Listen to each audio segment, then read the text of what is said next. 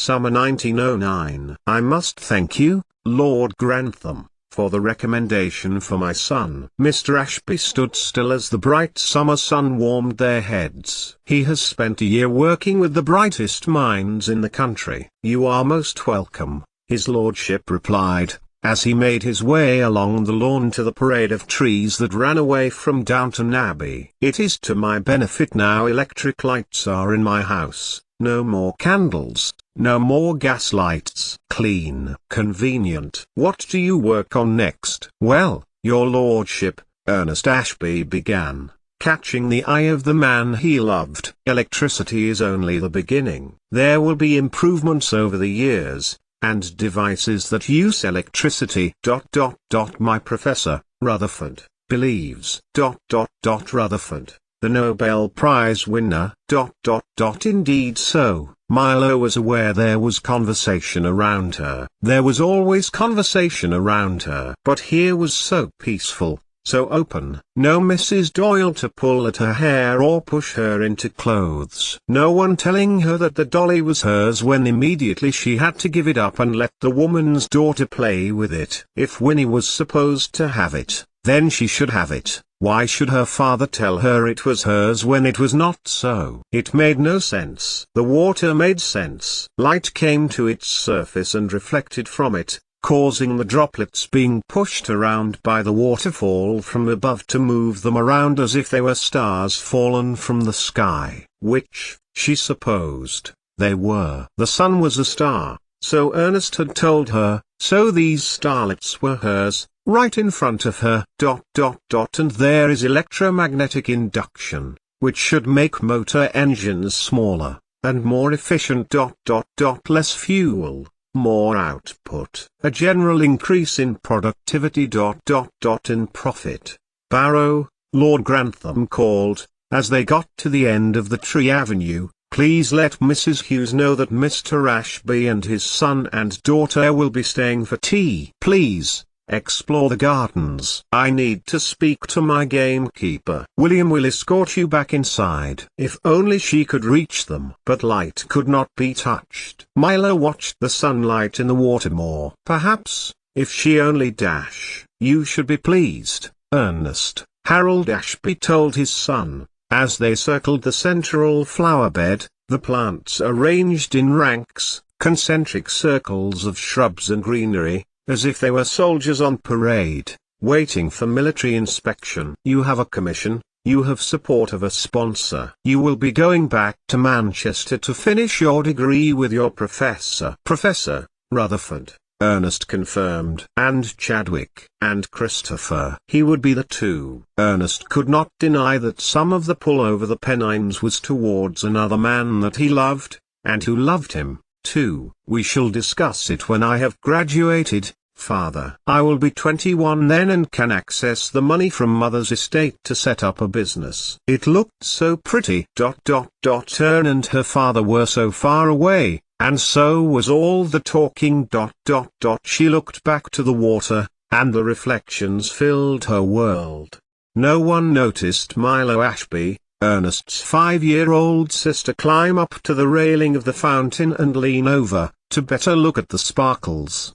No one except the bear. The bear saw everything, and Milo knew that the bear would roar and shout, and make her cry. Her heart began to race, as he lolloped over, growling. She had to escape. The splash made Harold Ashby grab his son's arm, and they looked in the direction of the fountain as the scream erupted. Me Lucina, he gasped, as Ernest began to run over to where his sister had toppled into the water. It was cold. The stars had gone now. The bear was leaning over her. She managed, in between mouthfuls of water. He fished her out, and a maid ran for a blanket. The bear backed away, a storm in human form ready to rain down chastisements upon Milo's head. She buried her face into Ern's arm and he put it around her, lovingly. Come on, said the voice that would change Milo's world for the rest of her life. Mrs. Hughes says she can dry out before the fire. Milo was unaware then of how her brother and Thomas Barrow felt about one another, let alone understood. She would never understand. He was Ern's friend, his ally. He made Ern smile, which made Milo trust him. Milo was aware of giggles coming from the solar as the three ladies of the house laughed at the little drowned mouse being cuddled by her brother as their father apologized for his daughter's behavior. "They do that, so I understand," Lord Grantham replied, nullifying the guilt of a widower doing his best with a near-adult son and a tiny, unexpected daughter. "She can come to the nursery afterwards, Papa," came a voice beside Ernest. "Mrs. Hughes had something of ours she can change into." Lady Sybil gestured the way, and smiled when Milo's brother smiled. Milo relaxed. If Ern liked the lady, then she liked the lady. She peeped out at her from her brother's arm and was rewarded with a beautiful smile. "A marvelous idea," came the voice of Lord Grantham, as Ernest Ashby scooped up his little sister and carried her into Downton Abbey. 88,888,888. Summer 1911. Why were they here? They had come last summer, and then had moved to Manchester. Manchester. It was different to Yorkshire. It has more buildings. Milo liked the buildings, that stood like mountains. She wanted to climb them, but knew that it was wrong. It was wrong because it brought a frown to her brother's eyebrows,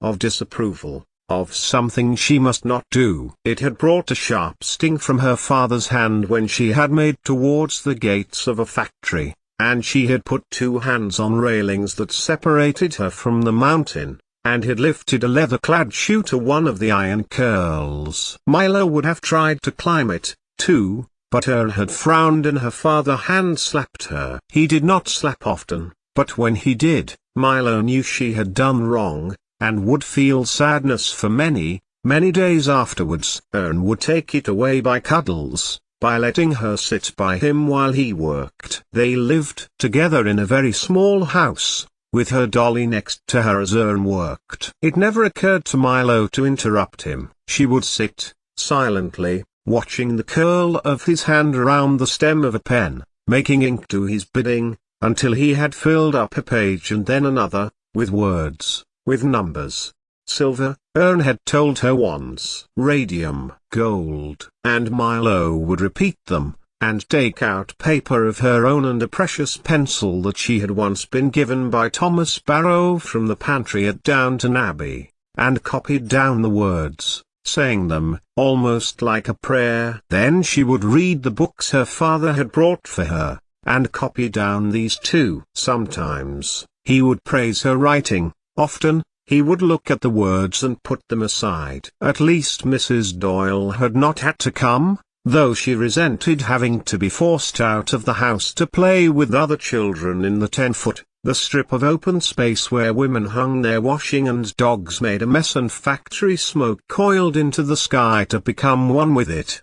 They were like her, Milo knew. Boys, girls, playing cricket, kicking around a ball, swinging a rope. Irene Carter had a rope, and Ivy Swinson. They were a little older than Milo, and would try to get her to jump to their rhymes, to the rhythm of their singing. My mother said I never should ... play with the gypsies in the wood ...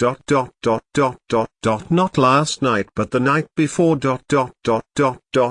sing a song of London town. But every time her foot would slip, or she would be too fast or too slow. Ivy always laughed when Milo fell, but Irene was kinder and gave her a short rope and showed her how she could do it on her own. It wasn't much better, though Milo could manage it. She preferred, however, to sit on the wall with her paper and pencil and write and draw while she watched the other children at their games, ones she had learned through small experience that she could not grasp intuitively, and made no sense to her. And then all of a sudden, they were packed up, and it was summertime and they were walking towards the station to catch the train to York, and then the branch line to Downton, and back to neat clothes and tidy hair and Winnie Doyle and Ern's sad face as he turned it to the man standing at the station, watching them leave.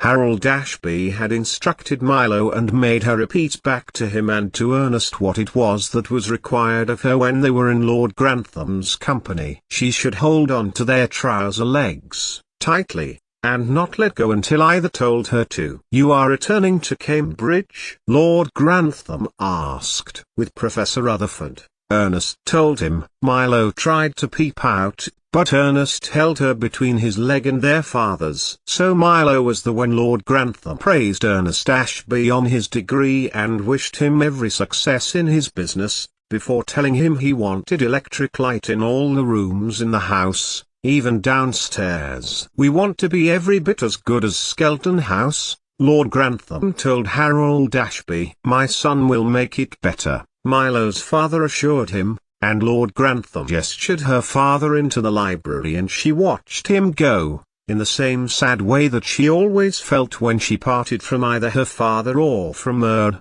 Downstairs was where they were going, though, which made Milo pleased, because first she was in Ern's company, and second, she knew that Thomas Barrow was likely to be around.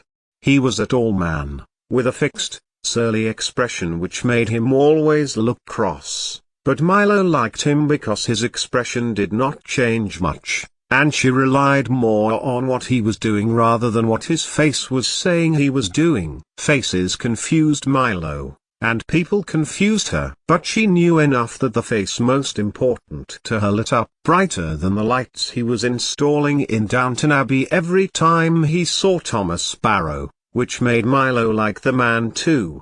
"You were very well behaved today," their father told her, as they were shown out of the drawing room. "Will there be bread and butter?" Milo had not seen the terrible bear that day, and it made her easier, and she found the words, and put them together, and her father smiled, so they must have been in the right order and, more importantly, relevant to him.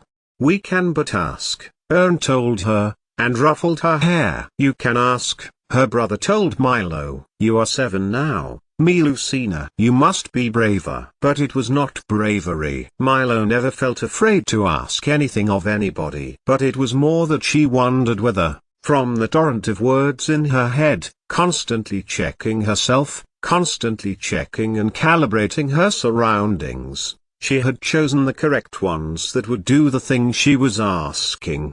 But she was sure she knew what to say. It was not much different to what she had said to Ern, a variation. So when they got to the bottom of the stairs, Milo did ask. She ran over to Daisy, who was not so big as the other people down there, and in her best voice, asked, "I am 7 and my brother said I could ask for some bread and butter." "And a drink of water?" Daisy asked, smiling down to Milo. But she shook her head. It was bread and butter she was allowed. There had been no mention of water, as Daisy said the word in her Yorkshire accent, or anything else. Bread and butter. "And because I am 7, she can sit here, as long as she doesn't touch anything," Mrs. Batemore told Ern, as he turned his head towards Thomas. "She won't, Mrs. Patmore," Ernest assured her, and said to Milo, "You won't." "I won't," Milo repeated. And she didn't. She just stared at the woman, and watched the procedure of the cook, with Daisy's help, prepare the food for dinner. She watched the process, clean bakeware, food, make sure the oven was on, prepare things that needed cooking, put them in at various times so they would all come out together. Some needed longer than others, so they went in first. She could see inside the range oven that some went at different heights. The blast of heat from the oven touched Milo's face, and she wondered why the chicken went in the middle and the potatoes at the top. Was it size? Was it type? A chicken was an animal. Perhaps being in the middle was like why the vicar at their church was in the middle. He was most important, and perhaps the chicken was most important. No. It couldn't be that. As Milo's mind ran through several hypotheses as she ate into her bread and butter piece and chewed on it, Part of it was aware that Ern had moved to one of the corners of the kitchen, and he stood with Thomas between the kitchen and the servants' hall close to one another. Another was aware of a black cloud coming in her direction. Milo turned her back to the cloud. If she were to ignore it, it may float away again. Thomas took Ern's hand, just for a moment. The man at the station had done that, sometimes, when he had visited the Ashbys' house in Manchester. They were friends, grown-up men friends, clearly did that. I am spending a lot of time at the post office. When father next speaks to Guglielmo, I will put it to him. Will you? Thomas asked. I will. I know of the way. I think I know of the way, to boost the signal. Bigger distance, less power, cheaper, more attractive to investors. Milo had heard Ern say those words before. They had spent a lot of time at the post office. She liked it there, the order of the letters, sorted according to the alphabet. Mrs. Tibbs had been patient with her and praised Milo when she had, very quickly, arranged the incoming post into the correct piles while Ern spoke to her husband about the telegraph. I know something that is attractive. Ern was smiling now. Good. Milo smiled. With Chadwick, with Carl Braun. And Geiger. Oh, should I be jealous? But the cloud did not disappear no matter how long Milo ignored it. Worse, it was getting closer. And, she looked down to where her plate was, with her half-consumed piece. Beside it was the what you Daisy had offered to, and which Milo knew was not part of the agreement. And the black cloud reformed itself into its true shape, the bear, and the bear growled. In fright, Milo slipped from her chair and under the kitchen table, finding a path under it towards the stairs. In her wake, the illegitimate glass of what you tumbler from it and smashed onto the limestone-blocked kitchen floor. She had her piece and she had a quiet place to eat it, Milo knew, when she found a tiny space under the stairs into which she could secrete herself, and she munched, thoughtfully on the bread while all around her disruption bled away from her ears and into the backdrop of the scenery. She had her piece and she bit into it, as the bear roared far away. And the oven came to her mind, and the position of the food being cooked for dinner. She didn't think importance of the food, or any sort of symbolism depended on how fast different foods cooked. The chicken was bigger, there was more of it to heat than the potatoes, which was spread out in a dish. But why put them in at the same time if they needed less heat? Were there different heats inside the oven? They had been to a blacksmith's in Manchester. Ern had wanted to talk to the man about something. Milo had watched the metals in the heat, sometimes coming out red, sometimes yellow, sometimes white. It's the heat, the blacksmith had told her, when she had found some words to ask. Sometimes I want to bend the metal a lot, and I want it soft. It needs to be hot, like this, white hot, and sometimes cooler, so it can keep a shape. Orange. Maybe the food needed to be like that. Her peace gone, and her stomach warm, Milo sat back and listened to the sounds of the house, which sounded to her chaotic. Milo, Milo, where are you? The calling came at sporadic moments, came to her ears and faded away. She could still hear the bear roaring. The bear was roaring, though Milo knew she should come out. She had caused this. Somehow she was always causing things like this. She should come out and find out what she had done, to learn what not to do next time. But the bear was roaring. Father, father, we have lost Milo. Ernest almost jumped on Harold Ashby as their father plodded down the stairs. Harold, relaxed, content, proud and pleased with their audience with Lord Grantham, sprang to attention at his son's words. They were used to Milo getting herself into trouble, but there was an urgency in his son's words. She was just here, I can see you. Over the chaos a voice cut through, and Milo looked out through back into the hallway. The light had gone. Someone was standing there. Milo, isn't it? Even though she had said nothing, the person belonging to the voice did not move. Eventually, Milo found her words. Has the bear gone? The bear. Milo inched out, and felt her stomach lighten. It was Ern's friend. She smiled. Then the bear came past, flitting into her view, and Milo hurried back under the stairs. Mr. Carson is the bear. Thomas leaned into the stair cavity and lowered his voice. I can make him go away. Milo waited as Thomas disappeared from view. She heard, though did not understand, the man's words. Mr. Carson, his lordship wishes to see you about the new electricity in the house. Now? Yes. He wants to speak to you about any disruption that may occur and how it can be avoided. A long time passed, then a hand came towards her. Milo stayed where she was. Will you take my hand? I can take you back to your brother. And Milo did, letting Thomas Sparrow hold her in his arms as he called down the passage. Ernest, I have something for you. Milo did not see the look on his face as she fell towards her brother, but she felt something between them, and remembered the feeling, long after her extended telling off.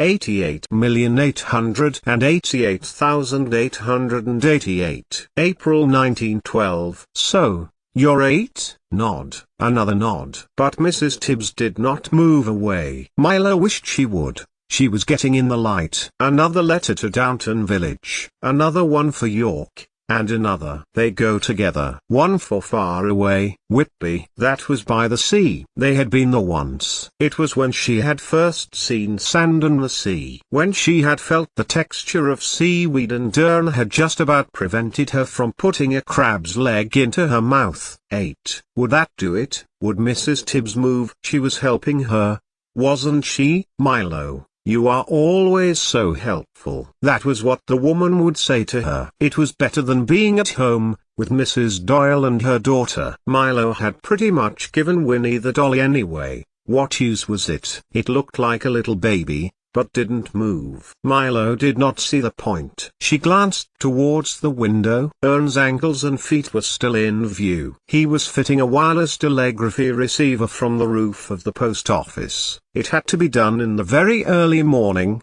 Mr. Tibbs had explained, so it would be done before people were about. Milo had been awake, and had been agitated. I'll take her, Ernest had told her father, as she clung to his leg. Mrs. Tibbs will let her sort out the letters again. She is excellent at it. It calms her down. Milo was aware her father and her brother were discussing her, and aware, too, that she was in some sort of trouble. But Mrs. Doyle had woken her up that morning and she couldn't go to sleep, and her favorite dress was not clean, and she couldn't find one of her shoes.